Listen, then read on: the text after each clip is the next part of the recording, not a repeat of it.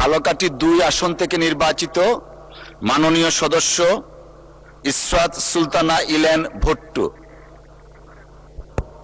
আপনার সময় 4 মিনিট। ধন্যবাদ। বিসমিল্লাহির রহমানির রহিম। মাননীয় স্পিকার, আপনাকে ধন্যবাদ। মাননীয় স্পিকার, আমার ঝালকাঠি নলছিটি 20টা ইউনিয়ন, 2টা পৌরসভা।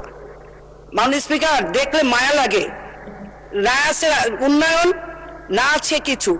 আমি বলবো আমাদের দেশনেত্রী ম্যাডাম খালেদা জিয়া আমার এলাকায় ঝালকাঠি নলছিটি আবাসন দিয়ে গিয়েছিল।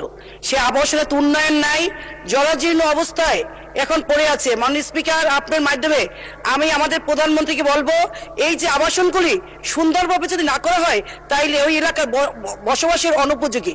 মাননীয় স্পিকার, আমার দবদবে নলছিটি মোল্লার একটা রাস্তা সেই 2001 সালে আমি করে গেছি, তারপর কোনো উন্নয়ন হয় নাই। এবং গাবা 1 সাল পরে রাস্তা, তাও অনুন্নত এলাকা। এবং ভাষণটা ব্রিজ যে জলজন্য অবস্থা। মাননীয় স্পিকার, আমি আমার দেখলে মায় হয়। আমরা সংসদে এসেছি, আমরা চাই উন্নয়ন, আমরা চাই উৎপাদন। বিগত সরকারের সময় কি করেছে মাননীয় আপনিও ভালো জানেন, আমিও ভালো জানি। আপনি এখানে মন্ত্রী মহোদয় আছে এবং নদী কর্মে বিলীন হয়ে যাচ্ছে ঝালকাঠি নলছিটি স্কুল প্রতিষ্ঠানের সেই একই অবস্থা। মাননীয় স্পিকার, কেনই উন্নয়ন হয়নি অবশ্যই জানেন।